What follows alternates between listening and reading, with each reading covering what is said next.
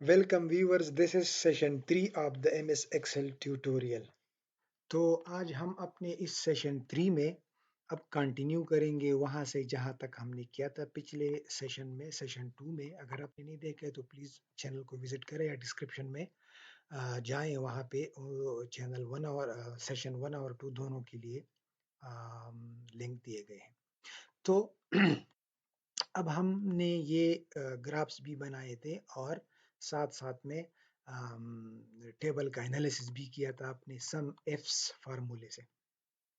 अब एक चीज़ मैं और आप लोगों को दिखाना चाहता हूँ जो यहाँ सामने है, ये टैब है जो होम टैब में अवेलेबल है, जो होम मेन्यू है हमारी एक्सेल की, इसमें ये अवेलेबल है। इसको कहते हैं एनालाइज डेटा। ये भी अगर आप डिस्कवर करना चाहते हैं मोर अबाउट योर डेटा तो ये भी ऑटोमेटिकली आपको ये चार्ट बना के दे सकता है। लेकिन जब मैंने उस वीडियो में आपको खुद सिखा रहा था तो उसका फ़ायदा ये होता है कि वो आपके मुताबिक होता है। एनी हाउ इसको भी चेक करते हैं। ये कैसे करते हैं, आपने सिंपल अपने उस टेबल को जिसमें आपने एनालिसिस किए उसको सेलेक्ट करना है और एनालाइज डेटा पे जाना है। ये अभी आपके डेटा को एनालाइज करेगा और आपके लिए मुख्तलिफ किस्म के चार्ट्स बना देगा। अब ये आपको नज़र आ रहा है, ये मुख्तलिफ किस्म के चार्ट्स इधर ऑलरेडी इसने बना दिए। फॉर एग्जांपल इसने एक चार्ट आपका बना दिया कि percent sold against assigned by item, जिस तरह हमने भी बनाया था परसेंट सोल्ड। तो इसने भी वो ऑटोमेटिकली इस डेटा से उठाया और आपको ये पेंसिल और सबका दे रहा है। इसी तरह नीचे इसने एक टेबल भी बनाया जिसमें इसने cost and quantity assigned by items का एनालिसिस किया हुआ है। इसी तरह इसने टोटल फॉर एग्जांपल अगर आप ये एक नया इसने जनरेट किया, ये टोटल हैज़ टोटल तो खैर हाई होगा, ये आपको दिखा रहा है कि किस आइटम की सबसे ज़्यादा कॉस्ट है। तो टोटल तो ज़ाहिर बात है ज़्यादा होगा, इसने टोटल को अगर हम टोटल सेलेक्ट ना करते यहाँ पे तो ये फिर इस तरह नहीं उठाता, तो ये आप इस तरह भी कर सकते हो। Anyhow person sold against assigned, person sold against total by items आपको ये भी दिखा रहा है। ये ऑटोमेटिकली इसने पर्सन सोल्ड अगेंस्ट असाइंड और पर्सन सोल्ड अगेंस्ट टोटल दोनों का एनालिसिस कर दिया, जिस तरह हमारी ये दो कॉलम्स है। फॉर एग्जांपल अगर आप ये खुद करोगे तो आप ये सेलेक्ट करोगे और फिर कंट्रोल दबा के माउस के थ्रू इन दोनों को भी इसी तरह सेलेक्ट करोगे और इंसर्ट में जाके जब ग्राफ बनाओगे तो वो भी इसी तरह का ही होगा। ये आपको दोनों, ये भी और ये भी, इसने ऊपर टाइटल दिया हुआ है, आप टाइटल खुद भी दे सकते हो। इसी तरह इसने ये सारे चार्ट्स बना। अब इसमें से जो चार्ट आपको अगर चाहिए तो आप इसको क्लिक करें और ये इंसर्ट चार्ट का ऑप्शन है, ये जैसे आप क्लिक करेंगे तो ये यहाँ पे आ जाएगा और इसने खुद ही वही कॉलम सेलेक्ट भी किए हैं। अगर आप अब चाहते हैं कि इसमें थोड़ी सी एडिटिंग में करूं या इसका डिज़ाइन अगर आपने चेंज करना हो तो सारे डिज़ाइंस यहाँ पे अवेलेबल है। अगर ये टैब कभी आपको अवेलेबल ना हो तो इसका मतलब ये है कि आपने चार्ट को क्लिक नहीं किया है। अगर आप चार्ट को क्लिक नहीं करेंगे कहीं और होंगे तो ये टैब फिर अवेलेबल नहीं होगा। जब आप चार्ट क्लिक करते हो तो आपको ये टैब अवेलेबल है चार्ट्स में, मुख्तलिफ किस्म के डिज़ाइंस, और वो आप करवा सकते हो। कलरिंग स्कीम, अब ये कलर स्कीम इस तरह है, आप चाहते हो कि मुझे सिंपल इस तरह कलर स्कीम दे दो, इस तरह दे दो, तो ये मुख्तलिफ कलर स्कीम्स भी इसमें अवेलेबल है जो उस फॉर्मेट पे आपको चेंज करवा देगा। कलर्स को जानना, कलर्स पे बात करना और कलर्स को अप्लाई करना बहुत ज़रूरी है। तो ये गूगल पे आप सर्च भी कर सकते हो कि जब भी आपको कोई डेटा एनालिसिस में डेटा विजुअलाइज करना चाहते हो तो मुख्तलिफ कलर्स मुख्तलिफ चीज़ों को रिप्रेजेंट करते हैं और वो आपको ज़रूर सीखना चाहिए। अच्छा, तो अब इसने ये बनाया। अब मैं चाहता हूँ कि इसका ये जो हेडिंग है, टाइटल है, ये बहुत अजीब है, मैं इसको एडिट करना चाहता हूँ तो क्लिक करें इस तरह, तो ये आपका सेलेक्ट भी हो जाएगा और आप इसको हटा के खुद अपना भी बना सकते हैं या इसमें इस तरह कर सकते हो कि percent sold against assigned and percent sold against the total item. अगर आप खुद इसको थोड़ा सा एक्सप्लेन करना चाहते हो, और बाय आइटम्स तो ये है ही, ठीक है। तो ये भी आपको इसी तरह का ये जो एनालिसिस वाला टैब था ये होम टैब पे है, यहाँ पे होम और ये बटन है। तो ये इस तरह जनरल आपको अगर और भी अपने लिए कुछ आइडियाज वगैरह क्रिएट करने हो इस डेटा पे तो ये आपको वो मोर अबाउट योर डाटा बता सकता है। अच्छा, अब हम डिस्कवर करते हैं मोर अबाउट आवर डाटा खुद ही अपने आइडियाज जनरेट करते हैं, इसकी मदद से नहीं, ताकि वो हमारी मर्जी के मुताबिक हो। फॉर एग्जांपल इसमें हम और क्या आइडेंटिफाई कर सकते हैं, इसमें और क्या कौन कौन से ट्रेंड्स हम देख सकते हैं। जब भी आप एनालिसिस करो, जिस तरह मैंने सेशन 1 में कहा था, तो पहले अपने लिए सारी लिस्ट बनाओ कि मैंने किस किस चीज़ पे देखा। अब ये एनालिसिस बाय आइटम आपको दिख रहा है, आप चाहते हो कि इसमें मुझे टॉप 3 या टॉप बॉटम इस तरह की चीज़ें भी निकालने हैं, और वो मैं चाहता हूं कि मेरे पास अवेलेबल हो, तो वो भी आप इस पे कर सकते हैं। अच्छा, अब इसमें हम देखें, फॉर एग्जांपल अगर जनरली हम इस टेबल को देखें, तो इसमें हमें फॉर एग्जांपल इस कॉलम को अगर हम देखें, ठीक है, तो इसमें सबसे हाईएस्ट कौन सा है, ये 36%, जिसका मतलब ये है कि पिन जो है वो सबसे ज्यादा सोल्ड हो चुका है, 36% अगेंस्ट द टारगेट, और अगेंस्ट द टोटल भी वही सबसे हाईएस्ट है, 7% है।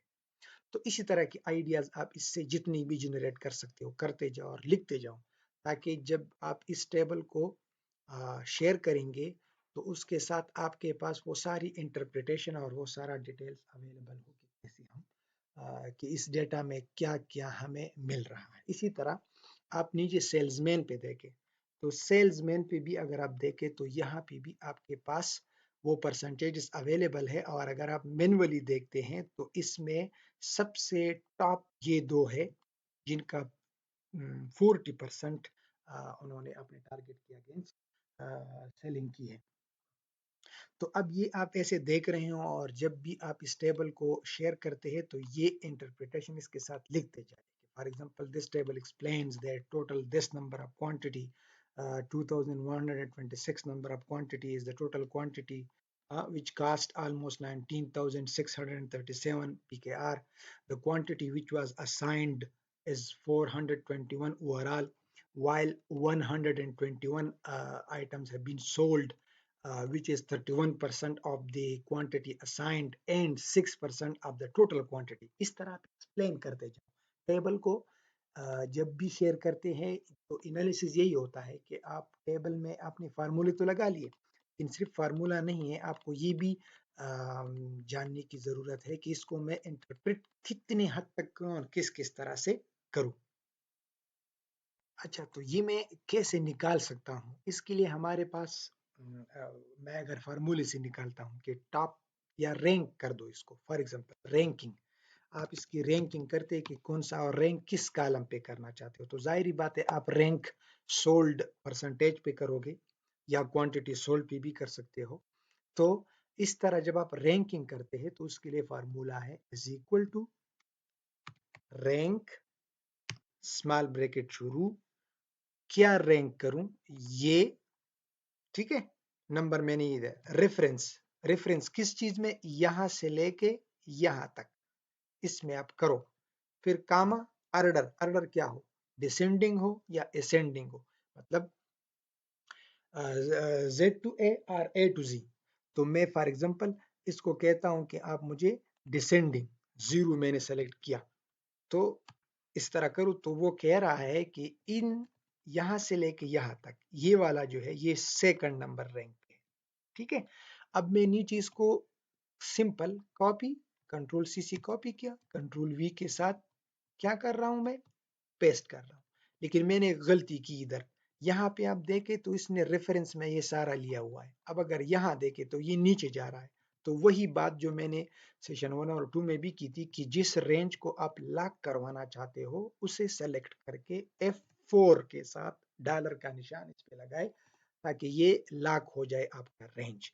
अब ये वाला मैं लॉक नहीं कर रहा, क्योंकि इसने तो नीचे जाना है। फॉर एग्जांपल रैंक इस फिगर को 32 को इस सारे में, अब नीचे में मैं कहूंगा कि 28 को इस सारे में करो, तो ये मैंने डॉलर लगा लिया। अब मैं नीचे इसको पेस्ट करता हूं, तो ये इसने रैंकिंग दे दी, और रैंकिंग में ये क्या कह रहा है कि ये वाला नंबर 1 है, 36%, जाहिर बात है नंबर 1 है। 5 नंबर पे कौन सा है, 0। तो इसी तरह आप इसमें रैंकिंग कर सकते हो, और इन रैंक्स को आप यूज कर सकते हो कि कौन सा टॉप पे है और कौन सा बिलो बिलो है। तो इसमें सबसे टॉप पे है ये, फिर सेकंड नंबर पे है हमारा पेंसिल, फिर थर्ड नंबर पे है हमारा बाइंडर।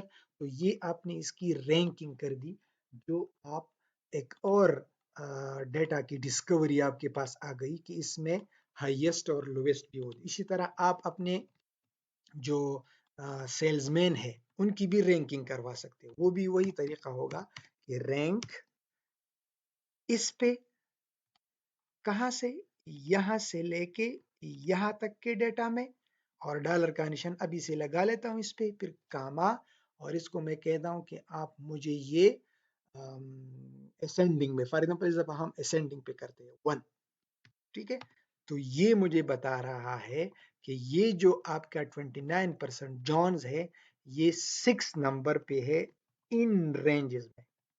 अब मैं इसको नीचे पेस्ट करता जाता हूं, तो ये मुझे अभी क्या दिखा रहा है कि जो अब ये चूंकि मैंने असेंडिंग पे किया, तो जो टॉप पे है उसको वो आखिर में बता रहा है, इसीलिए हम कोशिश करेंगे कि जीरो यहाँ प्रेस कर लिया करें। तो जीरो के साथ जब हम करेंगे तो ये मुझे बता रहा है कि ये वाला जो 40% है ये भी नंबर 1 है और ये भी नंबर 1, क्योंकि ये भी 40% है। हाँ, अगर आप चाहते हो कि इससे थोड़ा सा मुझे पॉइंट्स में भी पता चले, तो वो सिंपल आप इस कॉलम को सेलेक्ट करके इसके जो पॉइंट्स है वो जरा बढ़ा दो। तो ये भी 40 है, एग्जैक्ट 40 है दोनों। एक ने 25 में से 10 और दूसरे ने 30 में से 12। तो अब इसमें फैसला करना दोनों का बिल्कुल सेम है, पॉइंट्स में भी सेम है। तो ये हमें रैंकिंग दिखा रहा है, जिसके मुताबिक हमारा होवर्ड जो है वो नंबर 1 है और स्मिथ भी नंबर 1 है। इसी तरह सेकंड नंबर पे हमारे पास इसमें सेकंड डिजिट नहीं है, क्योंकि नंबर 1 ऑलरेडी 2 हो गए, तो इसीलिए सेकंड इसने नहीं दिया। इन्हीं में से एक को 2 और एक 1 होगा। फिर थर्ड नंबर पे ये है, फिर फोर्थ नंबर पे ये वाला है, 5 नंबर पे ये वाला। अगर आप इसको इस तरह करना चाहते हो कि मुझे ये दिखाएं कि टॉप वाला टॉप पे दिखे और बॉटम वाला बॉटम पे, तो वो भी आप यहाँ से कर सकते हो। लेकिन जब आप एनालिसिस टेबल बनाते हो तो उनकी सीक्वेंसेस चेंज ना किया करें। अगर आपने इसको रिपोर्ट करना है आगे, तो आप सिंपल इसको कॉपी करें। अगर इस तरह रिपोर्ट करना है, नीचे पेस्ट करें, ठीक है, और फिर इसको सेलेक्ट करके यहाँ पे डेटा में आ जाए, और डेटा वाले टैब में ये आपको दो चीजें नजर आ रही हैं, सॉर्ट स्मॉलेस्ट टू लार्जेस्ट, मतलब टॉप वाला ऊपर चला जाएगा, और ये लार्जेस्ट टू स्मॉलेस्ट। तो ए टू जी में करना चाहता हूं, तो जैसे ही मैं ये प्रेस करूंगा, आपको यहाँ पे एक वार्निंग आता है। इस वार्निंग का मतलब ये होता है, इसको बस सिंपल सॉर्ट कर दिया करें, लेकिन समझ ले पहले, एक्सपेंड द सिलेक्शन और continue with current section. Expand the selection का मतलब ये है कि जब आप इसको ए टू जी करो, तो इसके साथ ये सारे कॉलम्स भी उसी तरह, ये रोज भी इधर उधर कर दो, मतलब अपने अपने रोज में ले जाओ। अगर आप ये करोगे तो वो सिर्फ ये ए टू जी कर देगा और इनको नहीं छेड़ेगा, तो वो गलत हो जाएगा। तो एक्सपेंड द सिलेक्शन जरूरी है कि आप जरूर इसको प्रेस करें। सॉर्ट, तो अब गलती क्या हुई कि जब आप ये उठा के वहां ए टू जी करना चाहते हो और आप इसको पेस्ट कर दो, और इस पे अगर डायरेक्ट आपने इस तरह ए टू जी कर दिया, तो ये तो सारे रेंजेस है, फार्मूलाज है। इन्होंने यहाँ पे ये जो वो जो डेटाबेस वाला रेंज जिस पे डॉलर लगा है वो तो नहीं है, हटेगा, वो तो उसी तरह होगा। लेकिन ये जो हम आइटम्स को और सेल्समैन को लिंक किया हुआ है, ये तो फिर चेंज हो जाएगा। तो इसीलिए जब आप इन टेबल्स में जिसमें आपने फार्मूले किए हो, अगर आपने इस तरह कोई किसी को भेजना है और इसकी सीक्वेंस चेंज करनी है, तो पहले उस डेटा को सेलेक्ट करके कंट्रोल सी से कॉपी करके यहाँ पे आ जाओ। ये है हमारे पास होम टैब में पेस्ट स्पेशल। पेस्ट स्पेशल में पेस्ट वैल्यूज, मतलब इससे फार्मूले हटाओ, वैल्यूज कर दो, बस लॉक कर दो। मतलब जैसे आप ये करोगे, इससे सारे फार्मूले हट गए। अब आप इस पे इस तरह सेलेक्ट करके डेटा में जाके ए टू जी क्लिक करके एक्सपेंड वाले पे ऑलरेडी है सॉर्ट। तो इसने अब क्या कर दिया, नंबर 1 जो 40% जिसकी सेल्स थी, उन दोनों को टॉप पे कर दिया और नीचे तक इस तरह चला गया। तो ये आप इस रैंक में आप दिखा सकते हो। तो इस तरह फिर आप शेयर भी कर सकते हो। दूसरा इसमें ये है, एक और ऑप्शन भी है जिसको कंडीशनल फॉर्मेटिंग कहते हैं, लेकिन उस पे मैं नेक्स्ट वीडियो में डिटेल बातें करूंगा, क्योंकि कंडीशनल फॉर्मेटिंग बहुत लाजमी है कि वो आप सीख लो। अभी हम इस पे एक और काम करते हैं। ये जो मैंने टेबल बनाया हुआ है, इस पे मैंने ग्राफ भी बनाया हुआ है। जो ग्राफ मेरे पास यहाँ पे मौजूद है, ये क्या दिखा रहा है, मुख्तलिफ लोगों के वो रेंजेस दिखा रहा है। ठीक है, कि कितना परसेंट कौन हाईएस्ट है और कौन लेस खुद दिख रहा है आपको। अगर आप चाहते हो कि मैं ये ग्राफ चेंज करना चाहता हूँ, तो जैसे ही आप इसको क्लिक करोगे, मैंने आपको बताया था ये चार्ट डिजाइन वाला ऑप्शन अवेलेबल हो, आप chart design option available select कर दो। इसमें जाके यहाँ पे ये है चेंज चार्ट टाइप, तो आप इनमें अगर कोई चेंज करना चाहते हो, चेंज क्लिक कर दो। यहाँ से आपको अब सारे मुख्तलिफ किस्म के जो चार्ट्स के ऑप्शन है वो अवेलेबल है, और इस पे हम मुख्तलिफ वीडियोज में मुख्तलिफ पे जाएंगे जब जब जरूरत पड़ेगी। अब ये इसी तरह था, ठीक है। अब मैं चाहता हूँ कि इसको मैं इस तरह बार पे दिखाऊं, फॉर एग्जाम्पल ये बार पे अब दिख रहा है, तो ये इस तरह भी हो सकता है। इसने अब बार पे मुझे दिखा दिया कि ये आपका डेटा बार पे अवेलेबल है, ठीक है। जब आप इसको डबल क्लिक करते हो या इसको डबल क्लिक करते हो, तो यहाँ पे ये ओपन हो जाता है। ये चार्ट के मुख्तलिफ डिजाइन और इसमें काम करने के लिए होता है। अब इसमें मुझे क्या चाहिए, फॉर एग्जाम्पल, तो एक चार्ट के ऑप्शंस होते हैं, दूसरा टेक्स्ट के ऑप्शंस होते हैं, ठीक है। मुझे चार्ट के ऑप्शन में अगर पिल को चेंज करना है, अगर कलर्स को चेंज करना है, बॉर्डर्स को चेंज करना है, तो वो मैं कर सकता हूँ। इसी तरह अगर मैंने इसके साइज में कुछ काम करना है यही से, तो ये साइज भी मैं बढ़ा चढ़ा सकता हूँ। इसी तरह अगर मैंने इसके लिए शेडो बनानी है, थोड़ी सी अच्छी फॉर्मेटिंग करनी है, तो वो भी यहाँ से कर सकता हूँ। ये मैं एक एक आपके सामने करूंगा, अभी सिर्फ गो थ्रू हो जाओ, ठीक है। तो ये चार्ट के मुख्तलिफ। अब आपने जब आपने चार्ट सेलेक्ट किया तो ये आया, लेकिन अगर आप कोई ऐसी चीज सेलेक्ट करते हो डबल क्लिक पे, तो वो फिर आपको चार्ट्स का ये ऑप्शन भी देता है, ये एक्सेस ऑप्शन। इसमें जाके आप क्या क्या कर सकते हो, एक्सेस ऑप्शन बहुत जरूरी है जानना। Automatically select based on data access type, तो वो डेटा से खुद ही सेलेक्ट कर रहा है। इसी तरह मुख्तलिफ ये भी ऑप्शन है, एक्सेस पोजिशन है। अब कैटेगरी इन रिवर्स में ये दिखाना चाह रहा था, कैटेगरी इन रिवर्स इस तरह होता है, जैसे ही आप ये क्लिक करोगे तो टोटल आखिर में आ गया और वो रिवर्स हो गए सारे। अगर आप इस तरह दिखाना चाहते हो, इसमें वो ऑप्शन भी आपके पास है कि आप चाहते हो कि पहले जो टॉप पे है वो उसका ग्राफ हो, फिर नीचे, तो वो भी हम अभी डिस्कस करेंगे इस वीडियो में, या शायद नेक्स्ट में उसकी बारी आ जाए। तो ये फिर टिक मार्क वाले के लिए अगर आपने कुछ डिटेल करना हो, इंटरवेंशन बिटवीन मार्क्स, जो मुख्तलिफ मार्क्स है उसमें क्या कितना इंटरवेंशन हो, वन हो, ज़्यादा हो, मेजर ग्रेड्स को आप बढ़ाना चाहते हो, माइनर टाइप को बढ़ाना चाहते हो, तो ये मुख्तलिफ आप यहाँ से ऑप्शंस भी सेलेक्ट कर सकते हो। इसी तरह नंबर्स के मुख्तलिफ किस्म के ऑप्शन। हाँ, सिंपल सिंपल पे जाते हैं आप दोबारा। तो ये हमारा चार्ट हो गया। इसमें हमने और आइडियाज क्या जनरेट किया, एक आइडिया हमने ये जनरेट किया कि इसमें टॉप कौन है, रैंकिंग वाला फार्मूला हमने अप्लाई किया। और ये रैंक का फार्मूला सिंपल, आपने किस चीज पे रैंकिंग करनी है, इस पे, तो सबसे पहले इसको अरेंज करो। कहाँ पे किस डेटा में रेंज करना है, तो वो रेंज सारा आप बताओ कि सब में बताओ, सब में। और फिर उसकी क्या ऑर्डर होगी, जीरो होगा मतलब आपको मैं दिखाऊं कि जिसका सबसे ज्यादा है तो उसको वन दे दूं, फिर सेकंड थर्ड, या अगर आप यहाँ वन कर दोगे तो जिसका सबसे कम होगा वो टॉप पे उसको ले आएगा और फिर वो दूसरे काम करेगा। तो इसीलिए आपको ये याद रखना है कि असेंडिंग ये आप हटा रहे तो यहाँ पे आ जाएगा, जीरो है डिसेंडिंग और वन है असेंडिंग। असेंडिंग मीन्स कि जब आप ऊपर जा रहे हो, डिसेंडिंग मीन आप नीचे आ रहे हो। तो इसमें मुझे डिसेंडिंग इसीलिए चाहिए होता है कि जिसका सबसे ज्यादा है उसको वो पहले नंबर पे ले आए, और जिसका उसके बाद है तो वो सेकंड थर्ड फोर्थ इस पे चला जाए।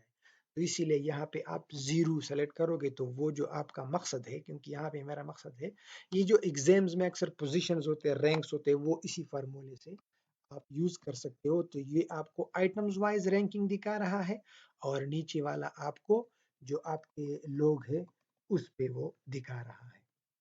इससे और आइडियाज भी आप निकाल सकते हो मुख्तलिफ किस्म के, फॉर एग्जांपल जिनको सबसे ज़्यादा क्वांटिटी मिली है उन्होंने कितनी सेलिंग की है, और जिनको सबसे कम क्वांटिटी टारगेट मिला है उन्होंने कितनी सेलिंग की है।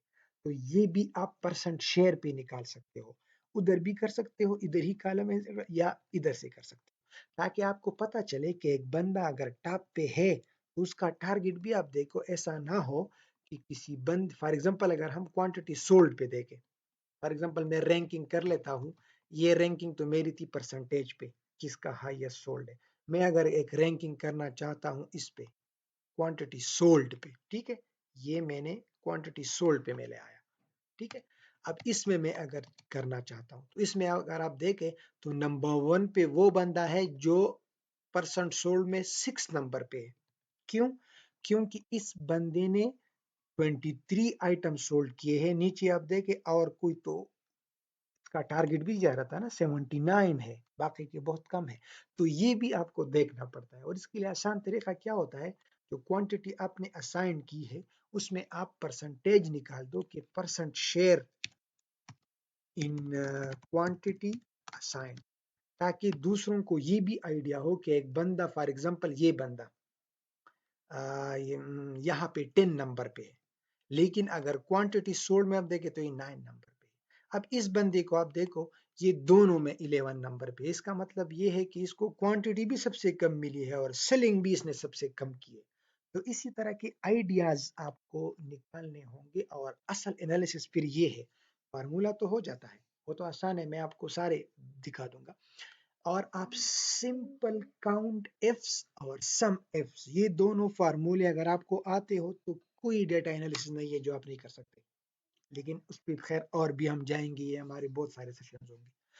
तो अब ये भी आपको देखना पड़ता है, तो परसेंट शेयर आप निकाल दो, ठीक है। या यहाँ पे मैंने rank based on percent sold, और यहाँ पे मैं लिख देता हूँ rank based on target assigned, ठीक है ना। तो उसको टारगेट भी कुछ लोगों को ज्यादा मिला है ना। अब इस बंदे को जॉन्स को देखें, ये इसको क्वांटिटी भी तो 79 मिले, उसमें 23, तो इस तरह तो ये फिर जो टारगेट इसको मिला है उसमें ये टॉप पे 6 नंबर पे नहीं है। अच्छा, परसेंट शेयर कैसे निकालते हैं? फॉर एग्जांपल मैं किसका परसेंट शेयर निकालना हूँ टारगेट में, ठीक है, क्वांटिटी असाइन में, इसका, इसको मैं डिवाइड करता हूँ नीचे जो टोटल है, कि इस टोटल में इस बंदे का कितना शेयर है। अब ये मैं लॉक नहीं करूंगा, क्योंकि मैं जब नीचे कॉपी करता जाऊंगा तो ये नीचे चलता जाए, लेकिन ये वाला मुझे लॉक करना होगा, क्योंकि अगर ये मैं लॉक ना करूं तो फिर क्या होगा, ये मैंने कॉपी किया और पेस्ट किया तो ये नीचे चला जा रहा है। तो इसीलिए ये वाला मैं लॉक करता हूं डॉलर से, F4 मैंने दबाया, और अब मैं नीचे चलता हूं तो ये मुझे अब परसेंटेज निकाल रहा है। और मैंने आपको कहा था कि इसकी कोई जरूरत नहीं कि आप मल्टीप्लाई बाय 100 कर दो, आप सिंपल इसको सेलेक्ट करके परसेंट का ऑप्शन दबा दो, आपको दिखा रहा है। अब इसमें आप देखें, खुद ही देखें कि जॉन्स का 19% शेयर है इन टारगेट में, मतलब सबसे ज्यादा टारगेट इसको मिला है। फिर सेकंड नंबर पे ये है, तो ये रैंकिंग जो इसने की है, ये इसने इस बेस पे की कि किसको कितना टारगेट मिला था। क्योंकि हाँ, अगर ये है कि जॉन्स को टारगेट इतना मिला था लेकिन इसकी रैंक अलग है, इसकी सैलरी अलग है, तो वो फिर अलग बात है। तो इन सारे एस्पेक्ट्स को डेटा एनालिसिस में आपको देखना पड़ता है कि और कौन कौन सी चीजें हैं जो मुझे इसमें डॉक्यूमेंट करने हैं, ताकि जब आप आगे शेयर करो तो कोई भी इस पे कंफ्यूज ना हो कि ये ऐसे क्यों हो रहा है। तो अब हम डीबी में जाते हैं। डीबी ये हमने बनाया था, और ये हमारे पास इसमें ऑलरेडी हमने ये कॉलम्स भी ऐड किए थे। ये कॉलम्स आप उधर एनालिसिस से भी निकाल सकते हो ओवरऑल समरी में, लेकिन यहाँ पे हमने इसीलिए इसको किया था ताकि आपका जो डेटा है उधर ही आपको पता भी चलता जाए कि कौन सा आइटम किस डेट पे कितना परसेंट हुआ था, तो वो और डिटेल भी है इसमें। अच्छा, इसमें नीचे आप जाओ, ये आपको नजर आ रहा है, ये क्यों होता है? ये एरर है। इसका मतलब ये होता है कि जिस चीज पे आप परसेंटेज निकाल रहे हो, ये और जिसके अगेंस्ट दोनों जीरो है, तो इसलिए ये डिवीजन में इस तरह ये DIV और इस तरह एरर दे रहा है आपको, जिसको कहते हैं कि इस सीरीज में डिवाइड बाय जीरो एरर है। ये डिवाइड बाय 0 एरर है। अब इसको कैसे आप इंश्योर कर सकते हो कि ये ना दिखे? इसके लिए सिंपल तरीका है, जब भी आप फार्मूला परसेंटेज वगैरह का यूज करते हो तो उसमें जरूर ये कर लिया करे कि स्टार्ट में, ये मैं F2 पे आ गया, स्टार्ट में एफ एरर का फार्मूला लगाया करो। एफ एरर ये हो गया, अब ब्रैकेट शुरू और उसके अंदर फिर मैंने ये काम किया कि इसको इस पे डिवाइड करो, और अगर एरर है एफ एरर तो क्या करो, कॉमा के बाद सिंपल जीरो लगाया करो। अगर डेटा में एरर है तो जीरो लगाया करो। अब मसला क्या हुआ है, मुझे मैंने इस फार्मूले के अंदर दो फार्मूले यूज किए, एक मैंने डिवीजन का फार्मूला यूज किया परसेंटेज निकालने के लिए, और एक मैं एफ एरर भी कर रहा हूँ, तो इसलिए मेरे ये ब्रैकेट जो है, ये ये वाला ब्रैकेट जो है ये इस डिवीजन के लिए है, और ये पहला वाला ब्रैकेट एफ एरर के लिए है। ये मैं डबल ब्रैकेट कर दूंगा, फिर यहाँ आके मैं इसको सिंपल कामा और जीरो। अब दोबारा समझाता हूँ, एफ एरर दो ब्रैकेट्स, क्योंकि दो फार्मूले अब मेरे मैं इस्तेमाल कर रहा हूँ, एक ये कि डिवाइड करो, और दूसरा ये कि जब आप डिवाइड करो और अगर वो जीरो जीरो हो, एरर आ रहा हो, तो फिर क्या करो, उसकी जगह जीरो लगाया करो। वैल्यू एफ एरर, ये आपको बता रहे हैं, वैल्यू एफ एरर, अगर एरर है तो क्या वैल्यू डालूं, जीरो। या आप कहते हो कि नहीं, जब एरर हो तो जीरो नहीं बल्कि कहो कि नथिंग सो फार, या जो भी आप इधर लिखना चाहते हो वो उधर वही लिखेगा। आपने जीरो कर दिया, तो ये तो सारे वैसे भी ठीक थे। अब हम इस डिवीजन वाले तक आ जाते हैं। अब इस पे जब मैंने पेस्ट किया तो अब ये जीरो,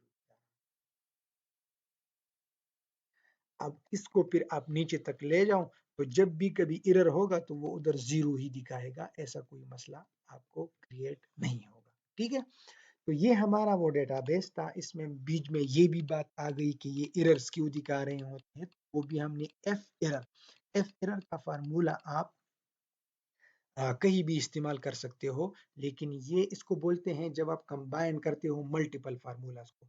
इसको मैं ज़्यादा इस पे जा इसलिए नहीं रहा कि आप कंफ्यूज ना हो जाओ, क्योंकि ये आगे हमारे नेक्स्ट सेशंस में आ रहा है कि एफ एरर को फिर कैसे यूज़ करें। अच्छा, तो ये हमारा वो डेटाबेस था। इस पे हमने क्या किया, हमने इसका एनालिसिस किया कि मुझे क्या क्या चाहिए, मुझे आइटम्स वाइज डेटा चाहिए, कास्ट का एनालिसिस चाहिए, बाय सेल्समैन चाहिए, बाय लोकेशन चाहिए, बाय टारगेट क्वांटिटी भी चाहिए, बाय मंथ्स भी चाहिए, क्वांटिटी सोल्ड भी चाहिए। अब बाय मंथ्स का हमने अभी तक नहीं किया है, ठीक है, कि डेट के अगेंस्ट भी मुझे ये दिखाए। तो अब डेट्स पे जब आप एनालिसिस लगाओगे तो वो तो बहुत आपके लिए मुश्किल होगा, मतलब बहुत ज़्यादा आपको चाहिए होगा, क्योंकि इसमें अगर आप देखें तो 2020 की भी सारे महीने हैं और 19 की भी काफ़ी सारे महीने हैं। तो ये डेट्स पे बहुत, आप मंथ्स पे कम से कम करवाना चाहते हो। अगर डेट पे भी करवाना चाहते हो तो आसान है, सेम है, सेम तरीका है। फॉर एग्जांपल इधर में आया, मैं डेट पे करना चाहता हूँ, बाय डेट मैंने इधर लिख दिया कि ये 1 जनवरी 2019 से लेके जो डेट्स इसमें अवेलेबल होंगे ना वही से आप कर सकते हो। तो 2019 में आप देखो जनवरी फरवरी ये सारे महीने हैं इसमें, ठीक है। इस तरह 2020 में कहा दिसंबर। तो अगर आप डेट्स पे करोगे तो जाहिर बात है कि ये कम जनवरी से लेके ये 2 साल का डेटा है, तो आपको तो 365 डेज एक साल में हो, तो बहुत सारे रोज आपको नीचे डालने होंगे। लेकिन अगर आप मंथ्स पे करते हो तो दोनों का तरीका सेम होगा, ठीक है। अगर आप मंथ पे करते हो तो भी और डेट पे करते हो तो भी। अब आप देखो, पहले तो आपने इसमें से मंथ्स निकालने हैं, ठीक है, कि इन डेट्स में से मुझे मंथ्स दे दो। तो मैं इस तरह करता हूँ कि जो ये डेटाबेस में बना रहा हूँ, मैं इधर इसको बोल देता हूँ कि आप मुझे डेट से मंथ का कॉलम भी निकाला करो, ठीक है। मुझे मंथ का कॉलम इसमें से निकाला करो। मंथ की निकालने के लिए क्या फार्मूला है, मुख्तलिफ फार्मूले लोग यूज करते हैं। फॉर एग्जांपल आप सिंपल इधर लिखते हो इज इक्वल टू, फिर लिखते हो मंथ, स्मॉल ब्रैकेट शुरू कहाँ से, इससे, और स्मॉल ब्रैकेट बंद। तो ये आपको 1 दे रहा है जिसका मतलब है जनवरी, मतलब ये 6 जनवरी 2019 का है, तो इसने उठा लिया। अब ये 1 2 3 का अगर आपके पास कंफ्यूजिंग है तो आप मंथ के इस फार्मूले के जगह एक और फार्मूला भी इस्तेमाल करते हो जिसको बोलते हैं इज इक्वल टू, डेट को रेंज कर दो, कामा फॉर्मेट अपना फॉर्मेट दे दो, मुझे मंथ किस तरह चाहिए। अब मुझे मंथ किस तरह चाहिए उसको मैं इन्वर्टेड कामास में बोलता हूँ कि मुझे मंथ JANFEB जनवरी फरवरी तीन तीन फर्स्ट लेटर्स मुझे चाहिए, तो 1 2 3 आप 3 लेटर्स दे दो, तो इसने इससे JAN उठा लिया। अगर आप चाहते हो कि नहीं मुझे ज्यादा लेटर्स चाहिए तो 4 कर दो, तो जैसे ही आप 3 से बढ़ाओगे तो वो सारा जनवरी का महीना लिख देगा। और अगर आप कहते हो कि नहीं मुझे 3 लेटर्स काफी है तो आप MMM, तो ये इसने JAN उठा लिया। अब आप सिंपल नीचे तक इसको पेस्ट कर दो, तो ये हर महीना इसने निकाल दिया।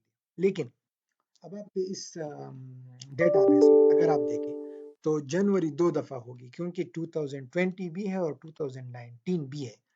तो आपको फिर क्या करना है, ताकि फिर जब आप एनालिसिस करो, क्योंकि यहाँ पे अगर मैं अब जनवरी का एनालिसिस करूँ तो ये जनवरी 2019 और 20 दोनों को उठाएगा। तो मैंने डिफरेंशिएट करना है कि जनवरी अब 2020 और 2019 अलग अलग हो।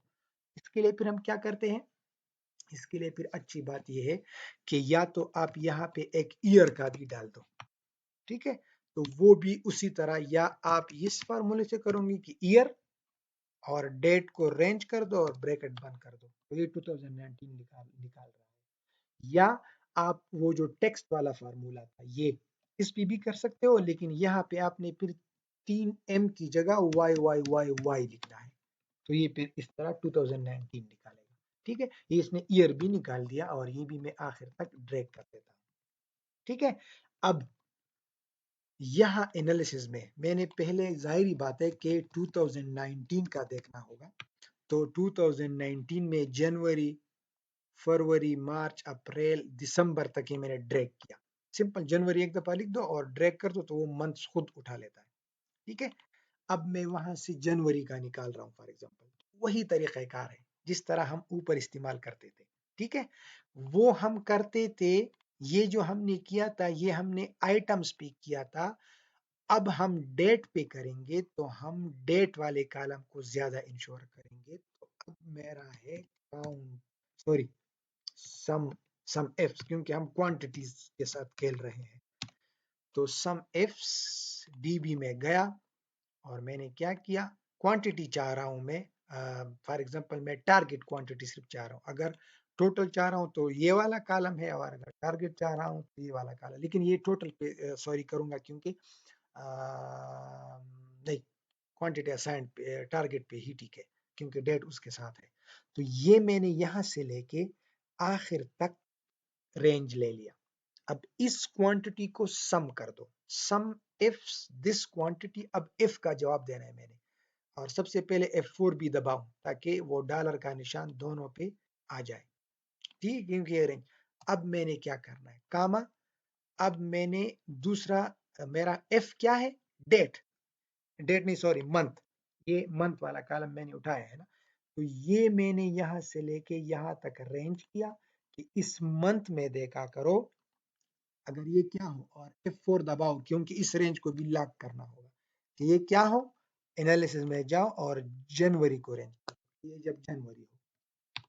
ठीक है, तो ये मुझे बता रहा है कि जनवरी में आपका जो आइटम्स की क्वांटिटी है, टारगेट, यहाँ पे मैं लिख देता हूँ टारगेट क्वांटिटी, वो 0 है, कोई नहीं है। ठीक है, अब मैं फरवरी में, मार्च अप्रैल मई जून जुलाई अगस्त सितंबर अक्टूबर नवंबर सब में मैं गया, तो सिर्फ मई में 51 आइटम्स है, बाकी किसी में नहीं है। तो ये टारगेट क्वांटिटी। अब यहाँ पे मैं निकालता हूँ सोल्ड क्वांटिटी।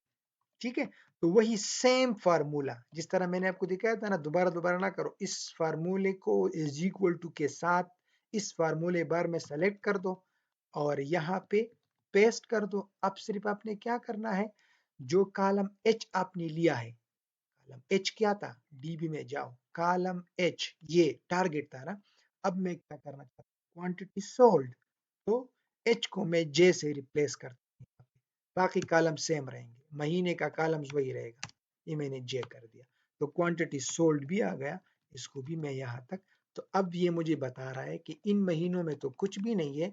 हाँ, मई में 51 टारगेट था और 18 जो है वो डिस्ट्रीब्यूट हुए।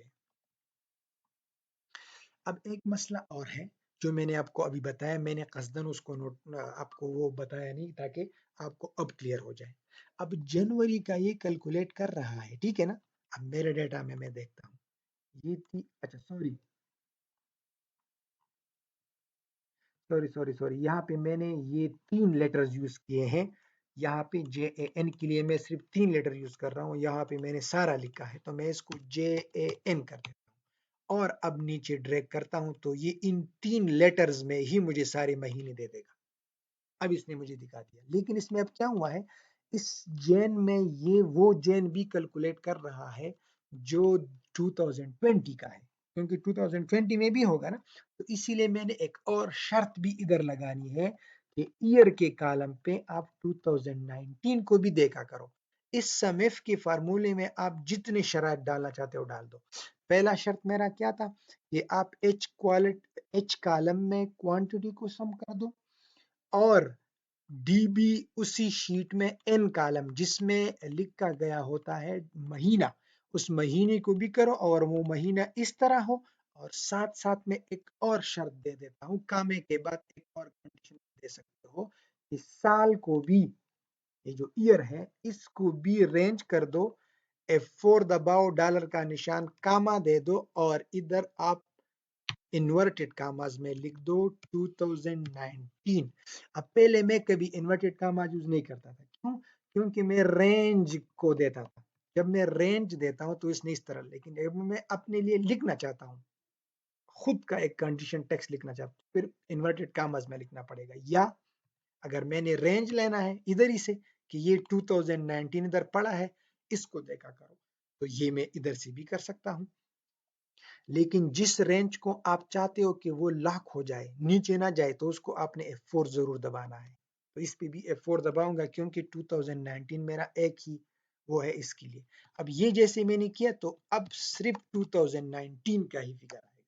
इसी तरह क्वांटिटी सोल्ड में भी मैं यही फार्मूला इधर से उठा के यहाँ से, ये शर्त था ना मेरा, ये मेरा वो शर्त था जिसमें मैंने साल को ले लिया, तो सिर्फ ये वाला कॉपी किया और इधर आके ब्रैकेट से पहले इसको पेस्ट किया, इसमें भी वो साल वाला ऑप्शन आ गया। अब परसेंट अचीवमेंट इस महीने की क्या है, वो आप दिस डिवाइडेड बाई दिस, तो ये और फिर परसेंटेज का ये बटन दबाओ, तो इसने आपको कह दिया कि जनवरी में 38%, फरवरी में कोई नहीं हुआ है।